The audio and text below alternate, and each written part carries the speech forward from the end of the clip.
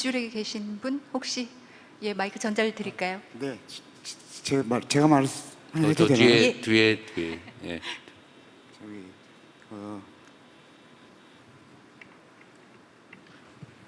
저기 안녕하세요. 녹색변 원장 임상혁입니다. 이렇게 발언 기회를 주셔서 감사하고요. 저는 돈 얘기를 좀 해보고 싶습니다.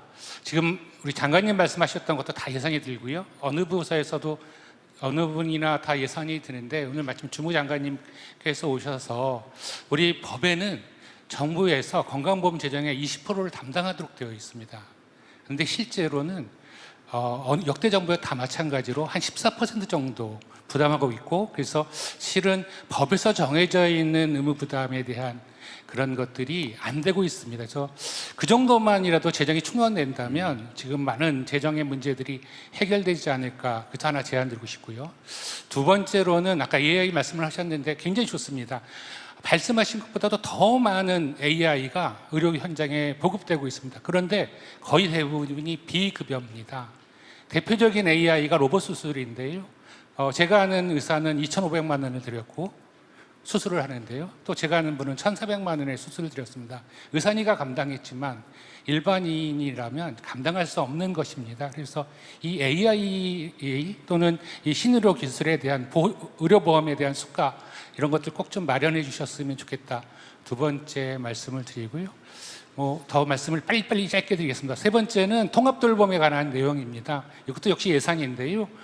지자체 우리 어르신들이 지역에서 인간의 존엄을 누리면서 편안하게 지낼 수 있는 법이 올해 만들어졌습니다. 그런데 예산이 안 만들어졌습니다.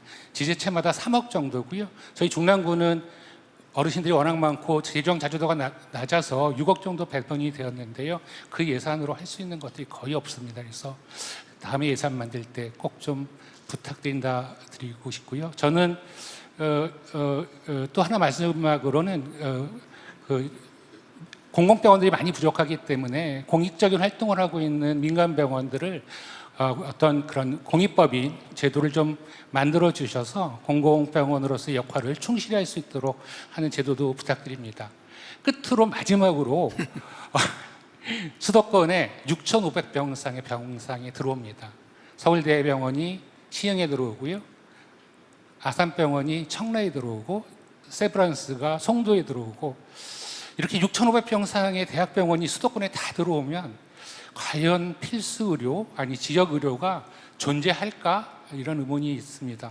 이걸 아주 시급하게 정부에서 막아야 되는 그런 것 아닐까 해서 마지막으로 제안을 드립니다. 감사합니다. 수도권 병상이 너무 급증한다 그런 얘기네. 검토해 보시도록 하고요. 네, 너무 앞줄에서 계속 손을 들고 계셔서 한번 발언권을 드리면 어떨까? 네, 발언권 주셔서 감사합니다. 저는 대한공중보건의사협의 회장 박재일이고요. 작년에는 전라남도 영광군 보건소에서 유일한 의사로 근무하였고, 현재는 병원선 511호, 전남 511호에서 유일한 의사로 근무 중입니다. 전공이세요? 지금 내과 수련까지는 받다가 복무 때문에 지금 공중보건의사로 2년째 근무 중입니다. 네, 공공 중입니다. 말씀드리고 싶었던 건 세 가지인데 정말 간략하게 말씀드리겠습니다. 일단 첫 번째, 영광군 보건소에서 근무했던 경험을 떠올려 보면 환자분들이 80세시면 굉장히 젊으신 편이십니다. 환자분들 자가 운전 못 하시고요. 그래서 옆에 주민분들 중에 중년분들이 운전하시면 그때 같이 따라 나오셔서 보건소 잠깐 나오시고, 그분들이 돌아가시면 같이 돌아가십니다. 그렇기 때문에 애초에 읍내 인프라가, 사실 영광군 같은 경우에도 읍내에 다 모여 있게 되는데, 읍내에는 사실 의원이 20개나 있습니다. 모든 전문가 다 찾아갈 수 있고요. 하지만 환자분들 곁에 없고 그런 사회 인프라도 곁에 없습니다. 그래서 따라서 이러한 의료 정책이 발전하는 과정에서 반드시 교통권에 대한 보장도 같이 이루어져야 이런 정책이 실효성이 있을 수 있다. 100원 택시라든지 회관에서 마을 읍내까지 옮겨주는 이런 정책들을 국가 차원에서 많이 마련해 주시면 감사드리겠습니다. 두 번째로 공중보건의사 제도에 대해서 말씀드리고 싶은데, 공중보건의사야말로 현재 공공의료의 아주 현장에서 일하고 있는 인력이라고 할 수 있습니다. 하지만 현재 의과대학생들은 현역병을 갈까 공중보건의사를 갈까 고민하고 있지 않습니다. 그들은 현역병을 언제 갈까를 고민하고 있습니다. 공중보건의사는 옛날에 800명대에서 현재 92명까지 줄어들었고, 앞으로 더 회복될 추세는 사실 요원한 상황입니다. 물론 복무기간 단축 같은 법안들이 많이 발의되어 있긴 하지만 전신 농어촌 의료법 같은 것이 현역병도 처우나 이런 것들이 개선되는 과정에서 60년 동안 사실 방치되어 있습니다. 처우나 복무기간 같은 곳에서 사실 많은 여론들이나 이런 것 때문에 좀 지연되고 있는데 국가 차원에서 좀 결단을 내려주시길 부탁드립니다. 마지막으로 세 번째는 젊은 공공의료에서 지금 일하고 있는 의료인으로서 공공의료 커리어의 구축이 필요하다고 생각을 합니다. 현재 영광군 같은 경우에는 보건소장이 의사가 안 구해진 지 굉장히 오래됐습니다. 사실 그 이유를 생각해 보면 제가 내과 교수라든지 봉직위로 일하다가 갑자기 보건소장이 되는 것은 사실상 불가능한 일입니다. 물론 여기 현직의 많은 의료원장님들, 보건소장님도 와주셨겠지만 사실 개인의 그런 헌신과 그런 봉사심에 기대었던 것 부분이 많습니다. 공중보건의사라든지 이런 공공의료에 일하고 있는 인력들이 많은데 이것이 연속성이 전혀 없고 절단이 되기 때문에 사실상 공중보건의사는 공공의료에서 일하더라도 이것마저도 다른 이후 커리어의 절단이고 공중보건의사에서 개선해서 나가서 나중에 보건소장이라든지 혹은 의료정책 쪽으로 일할 수 있는 길이 아예 전무합니다.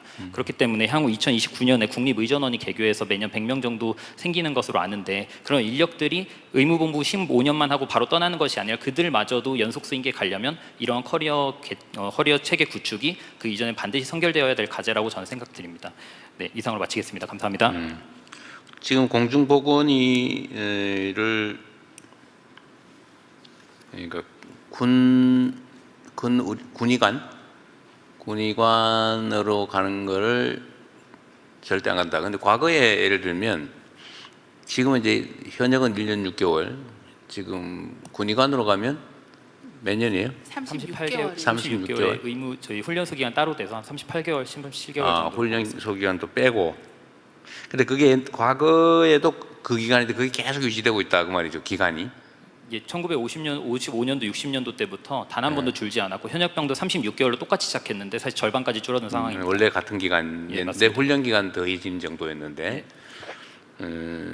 그리고 보수나 처우도 여전히 물론 조금씩 개정은 있지만 사실 현역병과 같이 이렇게 비교를 했을 때 사실은 지금 완전하게 열등한 대체복무 제도가 된 것이 사실입니다. 이거는 실제로 좀 검토해봐야 될 부분입니다. 그러니까 이게 최초의 공중보건이라고 군의관이라고 부르죠. 군에 가는 거는 그 대신에 이제 그 일반 기관에 근무하는 공중보건이 두 개가 군복무 하나의 대신에 대체복무 제도인데 이제 네. 국방부에서 데려가시면 군의관이 되고 보건복지부 산하로 들어가면 공중보건에서.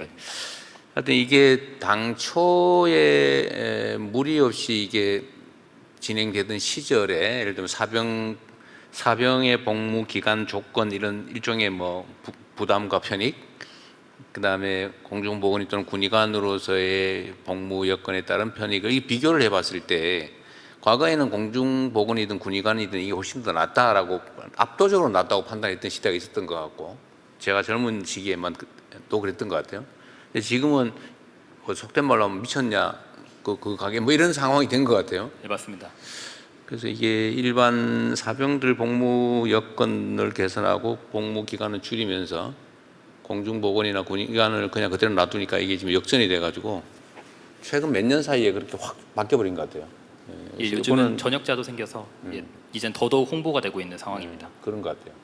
몇 년 전만 해도 그런 게 희귀했는데 현역병 가는 게 그거를 좀 체계적으로 검토를 좀 하고 개선 방안을 실제로 찾아야 될 것 같습니다. 이런 상태로 놔두면 다 안 가버리는 상황이에요. 예, 국방부에서도 알고 있고요. 현역 그 짧은 현역으로 대신 간 비율이 굉장히 늘어나고 있어서 그러니까 지금 이대로 놔두면 군의관 확보가 거의 불가능할 정도에서 현실을 지금 고민하고 있습니다. 개선 방안을. 그러게 사병들이 부족하다고 해서 그런 건 아닐 것 같고 여하튼 그냥 방치하다 보니 이렇게 된 것 같아요.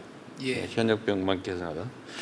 어쨌든 좋은 지적 감사드리고요. 이게 어쨌든 전공의들은 과거에 그러니까 우리가 소위 의료 분쟁 당시에 투쟁의 주력군이 전공의였는데, 근데 그 점도 사실은 상당한 이해할 만한 점이 있었죠. 그러니까 대한민국이 적은 의료 비용으로 아주 최고의 의료 혜택을 누리게 된 것의 그 뿌리에는 전공의들의 희생이 있었다. 뭐 그런 얘기가 상당히 일리가 있잖아요.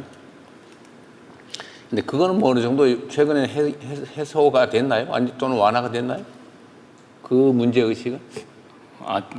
제가 사태 중반에 공중보건의사로 복무를 시작해서 아직 현장 분위기까지는 파악하지 못하고 있습니다. 누구 하나 있어요? 한번 얘기 한번 해보십시오. 네. 네, 전공희 대표님 계셔서 전달드리겠습니다. 네.